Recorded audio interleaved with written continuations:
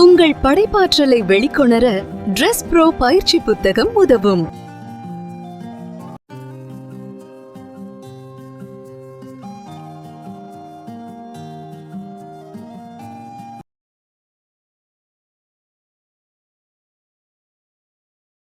இப்போ இந்த கைகள் அப்படிங்கிறது என்ன அப்படின்னா, சராசரியாக நம்ம வச்சுருவோம்.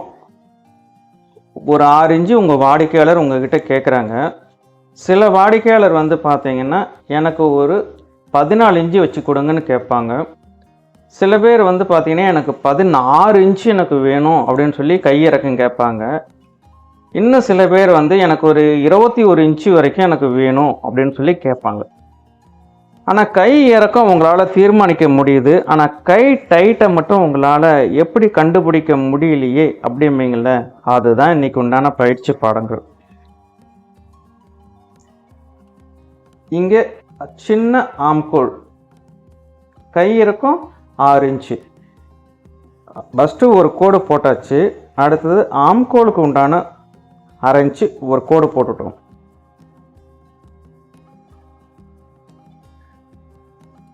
இந்த ஆம்கோல்ல இருந்து கை இறக்கம் 6 இன்ச்சு. சரிங்களா? அடுத்தது இந்த இடத்துல எடுத்துக்கோங்க.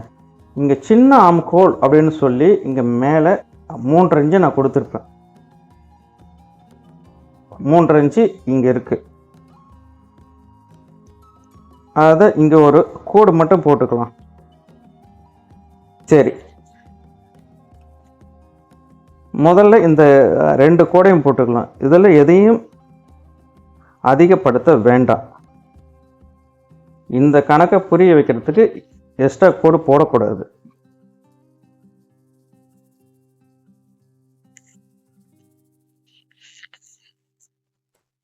இப்போ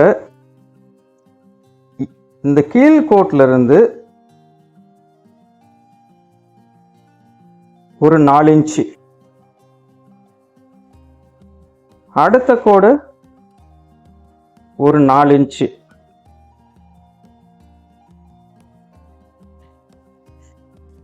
அப்புறம் ஒரு 4 இன்ச்சு, அடுத்த கோடு ஒரு 4 இன்ச்சு. சரிங்களா? இப்படி 4 இன்ச்சு நீங்கள் எக்ஸ்டெண்ட் பண்ணிக்கிங்க.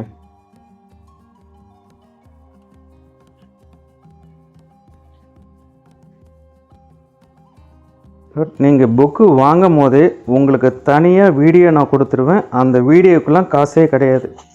ஒரு கணக்கை நீங்கள் எப்படி பிரிக்கணும், அதை எப்படி வெட்டணும் அப்படிங்கிறதெல்லாம் உங்களுக்கு நான் தனியாக கொடுத்துருவேன்.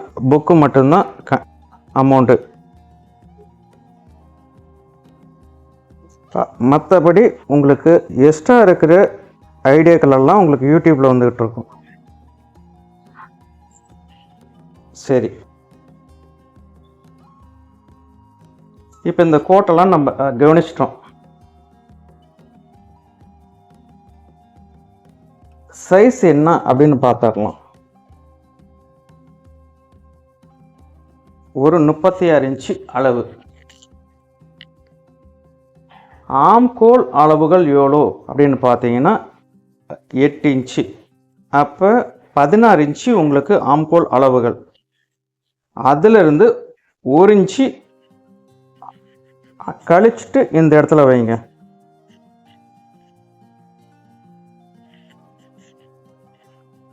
அதுக்கு அடுத்ததான் எப்பயும் போல் 1/2 இன்ச்சு நம்ம இங்கே கூட்டுவோம். கரெக்டு தானே? இப்போ கை டைட் எவ்வளோ அப்படின்னு பார்த்தீங்கன்னா, உங்களுக்கு இதுக்கு மேலே சிங்கிள் கணக்காக நம்ம போட்டுக்கலாம். டபுள் கணக்காக நான் உங்களுக்கு சொன்னேன் அப்படின்னா உங்களுக்கு புரியாமல் போயிடும். ஒரு பக்கத்தில் தானே நம்ம வரைகிறோம். அந்த ஒரு பக்கத்துக்கு உண்டான கணக்கு மட்டும் நான் சொல்கிறேன். முதல்ல இந்த கை டைட்டை மட்டும் நான் சொல்லிவிட்டு மற்றதெல்லாம் நம்ம போகலாம். இப்போ 12 இன்ச்சு. 12 இன்ச்சில் பாதி எவ்வளோ? 6 இன்ச்சு. எக்ஸ்ட்ரா நமக்கு தேவையானது 1/2 இன்ச்சு. இப்போ இந்த இடத்துல நம்ம என்ன பண்ணுவோம்? இந்த கோட்டையும் இந்த கோட்டையும் தானே இணைப்போம். சரி, இப்போ இந்த இடத்துல எவ்வளோ இருக்குது? நமக்கு 6 இன்ச்சு இருக்குது. இப்போ அடுத்த கோட்டில் கவனிங்க, 1 2 3 4 இன்ச்சு இருக்குங்களா? இப்போ நம்ம ஒன் சைடு தான் வெட்ட போகிறோம் அப்படின்னா 1 இன்ச்சுக்கு ஒரு புள்ளி கணக்கு. அப்போ 1 2 3 4 புள்ளிகள் இருக்குது. அப்போ 1/2 இன்ச்சு. இதிலிருந்து 1/2 இன்ச்சு நீங்கள் கழிக்கணும். அப்போ உங்களுக்கு இங்கே 5 இன்ச்சு தான் இங்கே கணக்கு வருது. அடுத்தது இங்கே 1/2 இன்ச்சு. இப்போ வாடிக்கையாளர் உங்களுக்கு இந்த இடத்துல கேட்டிருக்காங்க அப்படின்னா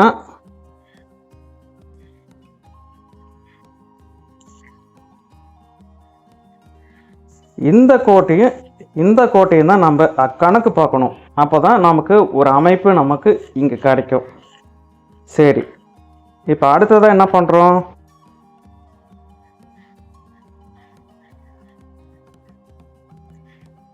மறுபடி ஒரு 4 இன்ச்சு. மறுபடியும் 1 2 3 4 புள்ளி இருக்கா? அப்போ 1/2 இன்ச்சு உங்களுக்கு ஆட்டோமேட்டிக்காக குறையுது. 5 இன்ச்சு.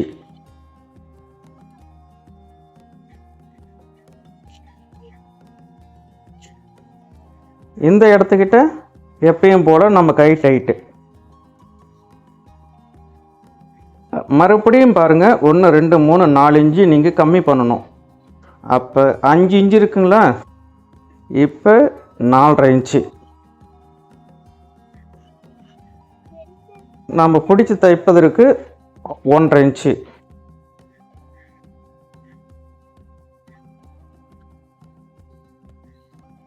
மறுபடியும் ஒரு 4 இன்ச்சு குறைச்சிங்கன்னா உங்களுக்கு 4 இன்ச்சு உங்களுக்கு கிடைக்குது. அதுக்கு அடுத்தது 1.5 இன்ச்சு. சரி,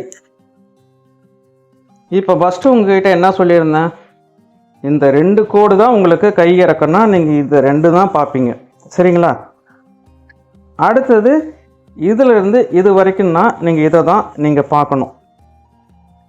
இப்படி இப்போ இந்த இடத்துக்கிட்ட வருதுன்னா இந்த கோட்டையும் தான் கணக்கு பார்க்கணும். இப்படி. அதுக்கு அடுத்தது இங்கே கை இறக்குறதுன்னு இங்கே தான் நீங்கள் பார்க்கணும். ஏன்னா உங்களுக்கு தேவையான அந்த கை வடிவத்தை அது எடுத்துக்குது.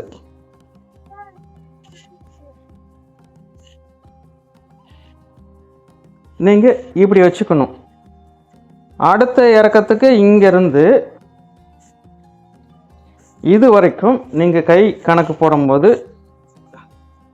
இப்படி வச்சுக்கணும். இதில் இன்னொரு விஷயம் ஒன்று இருக்குது. உங்களுக்கு எவ்வளோ டைட்டு வேணுங்கிறதும் இந்த ஸ்கேல் ஒரு கணக்கை முடிவு பண்ணும். அப்போ நீங்கள் வைக்கும் போது உங்களுக்கு இங்கே லூஸு இன்னும் குறைச்சிக்கிட்டே போகணுன்னா அது இந்த ஸ்கேலு ஒரு வேலை பண்ணணும். இப்படி பண்ணும்போது உங்களுக்கு இங்கே நிறைய பெண்டாயிரும், சரிங்களா? அப்படி பெண்டாகும் போது என்ன ஆகுதுன்னா உங்களுக்கு இங்கே லூஸை கொஞ்சம் குறைச்சி கொண்டுட்டு போயிடும். அதனால் நீங்கள் என்ன பண்ணணும் அப்படின்னா இடத்துக்கு தகுந்த மாதிரி இப்போ நீங்கள் இங்கே ஃபாலோ பண்ணு இங்கே வைக்கிறீங்க அப்படின்னா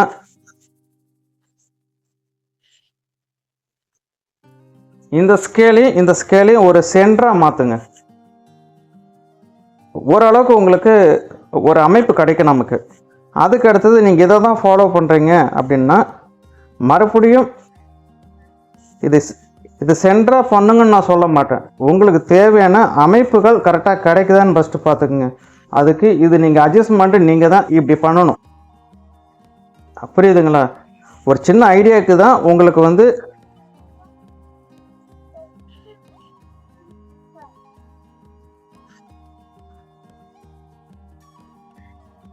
இங்கேருந்து இங்கே 1.5 இன்ச்சு, சரிங்களா? சரி, இப்போ நான் உங்களுக்கு இங்கேருந்து இங்கே இது பண்ணுறேன்.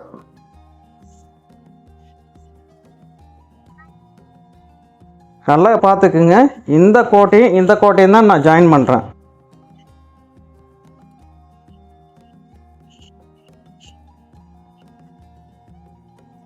அப்போ இந்த லூஸு இதுக்கு கனெக்ட் ஆகாது. இதிலிருந்து நீங்கள் எடுத்துகிட்டு போகும்போது இங்கே என்ன உங்களுக்கு அளவு இருக்கோ அதுதான் இங்கே உங்களுக்கு தீர்மானிக்கும்.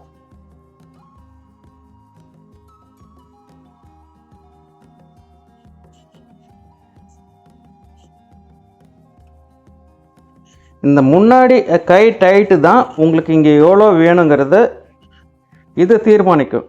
இப்போ ஒரு எக்ஸாம்பிளுக்கு இங்கே வச்ச ஸ்கேலை நான் இதை இங்கே வைக்கிறேன் பாருங்கள். இங்கே டைட் ஆகும் பாருங்கள். இந்த சைடு இன்னும் கொஞ்சம் லூஸ் கிடைக்கும். இப்போ உங்களுக்கு ஸ்கேல் நவுடுதுங்களா? இப்போ இந்த கைகிட்ட வந்து பாருங்கள். முதல்ல லூஸ் கிடைக்குதா? இப்போ அடுத்ததாக நீங்கள் இங்கே வச்சு பாருங்கள். உங்களுக்கு இது மாதிரி வந்து பார்த்தீங்கன்னா உங்களுக்கு தேவையான இந்த லூஸோட அமைப்பு உங்களுக்கு கிடைக்கும். சரி, இப்போ அடுத்ததாக இந்த கையோட கணக்கு என்ன அப்படின்னு பார்த்துக்கலாம்.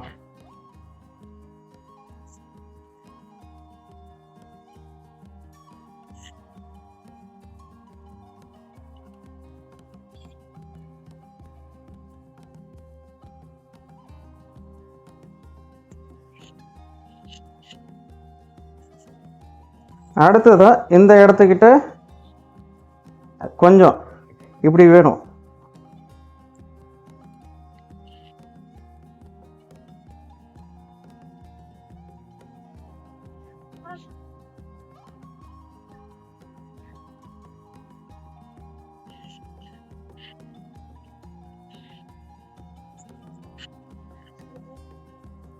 நம்ம இந்த மாதிரி கை வரைஞ்சிக்கலாம். இப்போ நான் சொல்ல வந்த விஷயங்கள் என்ன அப்படின்னு பார்த்தீங்கன்னா ஓரளவுக்கு புரிஞ்சிருக்கும். இப்போ நாம் எவ்வளோ கை இறக்கம் இதில் வந்திருக்குன்னு பார்க்கலாம். இப்போ கை இறக்கம் 6 இன்ச்சு வந்திருக்கு. இந்த இடத்துக்கிட்ட 10 இன்ச்சு வந்திருக்கு. இங்கே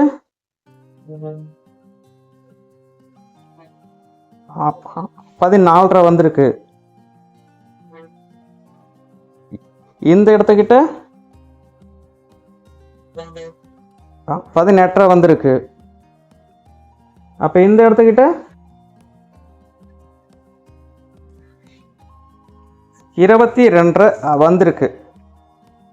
இப்போ உங்களோட அடுத்த கேள்விகள் என்ன இருக்கும் அப்படின்னு கேட்டீங்கன்னா, என்னுடைய கஸ்டமர் வந்து எனக்கு ஒரு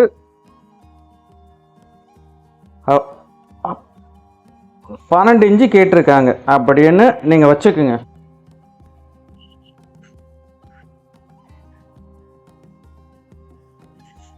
சரிங்களா? கை இறக்கம் 12. அப்ப நீங்க இது கணக்கிடும் போது உங்களுக்கு முதல்ல எதை கணக்கிடணும் அப்படின்னு கேட்டீங்கன்னா, இந்த 6 இன்ச்சு தான். டேப்பை இப்படி வச்சுக்கணும். ஈஸியாக நீங்கள் புரிஞ்சுக்கணும் அப்படின்னா 4 இன்ச்சு முதல்ல ஸ்டார்ட் பண்ணிவிட்டு அப்புறம் எவ்வளோ இருக்குன்னு இப்படி பார்க்கலாம். இல்லை அப்படின்னா இப்படி டைரெக்டாக நீங்கள் வச்சிங்கன்னா உங்களுக்கு பாருங்கள் 6 இன்ச்சு இருக்குது. அப்போ 1 2 3 4 5 6 இன்ச்சு. அப்போ உங்களுக்கு 1.5 இன்ச்சு உங்களுக்கு சாரி 3/4 இன்ச்சு உங்களுக்கு வித்தியாசங்கள் இங்கே கிடைக்குது. சரிங்களா? அப்போ இங்கே எவ்வளோ இருக்குது? 5.5 இருக்குது. இந்த இடத்துக்கிட்ட நீங்கள் 5.25ன்னு சொல்லி இப்படி மார்க் போட்டுக்கணும். அப்புறம் உங்களுக்கு தேவையான இந்த 1.5 இன்ச்சு. இப்போ இந்த 1.5 இன்ச்சுக்கு உண்டான கோடை மட்டும் நான் இப்போ போட்டு காட்டிடுறேன் பாருங்கள். நான் இங்கே தான் கணக்கிட்டு இருக்கேன்.